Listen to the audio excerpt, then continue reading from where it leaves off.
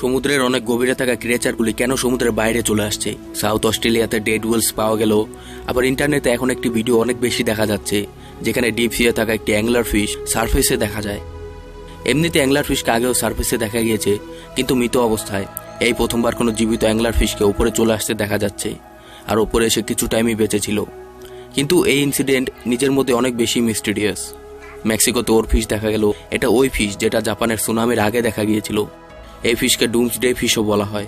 এটাকে ডুমসডে বলা হয় কারণ এটাকে দেখা গেল মানে কিছু খারাপ অবশ্যই হতে চলেছে, কেউ বলতে পারবে না কি হতে চলেছে, কিন্তু এর পিছনে একটি ভয়ঙ্কর নাম দেওয়া হয় যেটাকে বলা হয় লেভিয়েথান। তোমরা কি একবার ভেবেছো এই গভীর জলে মাছগুলি কেন বাইরে আসছে? যেভাবে যেভাবে ক্রিয়েচারগুলি বাইরে আসছে তেমনি আরো প্রশ্নও বাড়ছে। আর সবথেকে বড় প্রশ্ন হলো সায়েন্টিস্ট এবং নাসা কেন সমুদ্রকে এক্সপ্লোর করা ছেড়ে দেয়, আর কেন তারা এখনো শুধু স্পেসকেই এক্সপ্লোর করছে, যদিও আমরা এখনো সমুদ্রকে সম্পূর্ণ এক্সপ্লোর করে উঠতে পারিনি। গত কিছু বছরে আমরা সমুদ্রের ক্রিয়েচারগুলিকে বাইরে আসতে দেখছি, যেমন oarfish, giant squid, glowing jellyfish. কিন্তু এখন এগুলোর সাথে সাথে আরো সমুদ্রের ক্রিয়েচারগুলিও বাইরে আসছে। একটা হচ্ছে ওরফিশ, যেটা দেখতে তরোয়ালের মতন পাতলা আর লম্বা হয়। আবার তোমরা ইন্টারনেটে এই ভিডিওটা তো অবশ্যই দেখেছো যেখানে একটি অ্যাংলার ফিশকে সারফেসে দেখা যাচ্ছে। অ্যাংলার ফিশ একটি এমন ক্রিয়েচার যেটা সমুদ্রের অনেক ডিপে থাকে, যেখানে সূর্যের আলো ঠিকভাবে পৌঁছতে পারে না, আর সমুদ্রের উপরে এরা কখনোই আসে না।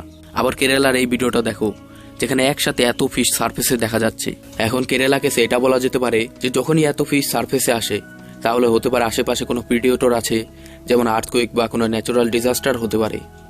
কিন্তু আমরা যদি অ্যাংলার ফিশ আর ওরফিশের কথা বলি, তাহলে তোমরা যদি গুগলে গিয়ে সার্চ করো ওরফিশ, তাহলে লিখে আসবে দ্য ফিশ অফ ডোম। ওরফিশকে ডোমসডে ফিশও বলা হয়, কারণ তোমরা যদি ওরফিশকে আলাদা আলাদা সারফেসে দেখতে পাও তার মানে পুরো পৃথিবীকে কোনো না কোনো ডুমসের থেকে বিপদ হতে পারে। এই সব কিছুকে তুমি যদি কানেক্ট করে দেখো তাহলে সমুদ্রের নিচে হয়তো এমন কিছু আছে যেটা থেকে সব জীব ভয় পেয়ে আছে। এক থিওরিতে বলা হয় এইসব ক্রিয়েচার ক্লাইমেট চেঞ্জের কারণেও বাইরে আসতে পারে। সায়েন্স তো বলে যখন সমুদ্রের জল গরম হয়ে পড়ে তখন ঠান্ডা জলের লক্ষ্যে এরা এদিকে ওদিকে ঘুরে বেড়ায়, আর এর জন্য এরা সারফেসে দেখা দেয়। আর এটা শুধু একটা থিওরি, কারণ সায়েন্স আর নাসা তো 2000-এর পর ওশিয়ানকে এক্সপ্লোর করাই ছেড়ে দিয়েছে। এখন তারা শুধু স্পেসকে এক্সপ্লোর করছে এলিয়েনকে খোঁজার জন্য। কিছু লোক তো এটাও বলে যে ওশিয়ানের তুলনায় স্পেস এক্সপ্লোরেশনের খরচ অনেকটা কম, যদিও আমরা এখন ওশিয়ানকে মাত্র 20% এক্সপ্লোর করতে পেরেছি। কিন্তু কেন? এর পেছনে একটি খফনাক কথা বলা হয় যার জন্য এখনো আমরা ওশিয়ানকে সম্পূর্ণ এক্সপ্লোর করে উঠতে পারিনি। এটা হচ্ছে ব্লুম। এটা একটা এমন ক্রিয়েচার যেটা কিছু বছর আগে আমরা শুধু এটার আওয়াজকে ক্যাপচার করতে পেরেছি। এই আওয়াজটা কিছুটা এমন ছিল।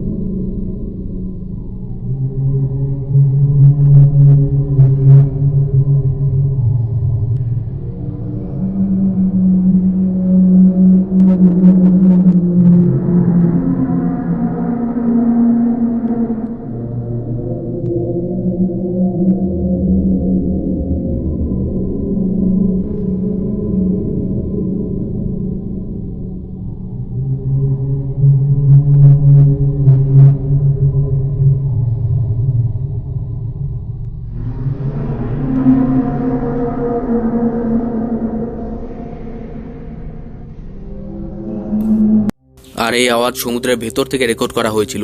শুধু ব্লুমই নয়, বলা হয় এমন আরো বহু ক্রিয়েচার রয়েছে। বলা হয় এগুলো এখনো সমুদ্রের ডিপ সিয়ে লুকিয়ে রয়েছে। গডজিলাকে তো তোমরা অনেকেই জানো, কিন্তু এটা শুধু একটা ফিল্মের ক্যারেক্টার ছিল।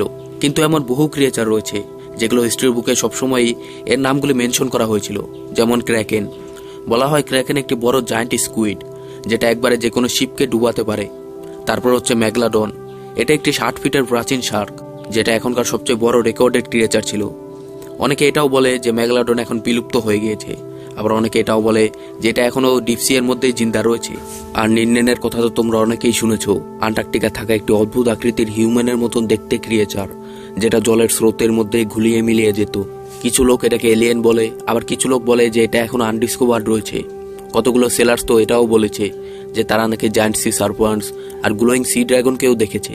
তাহলে এটা কি শুধু চোখের ভুল, নাকি এগুলো এখনো সমুদ্রের মধ্যে রয়েছে?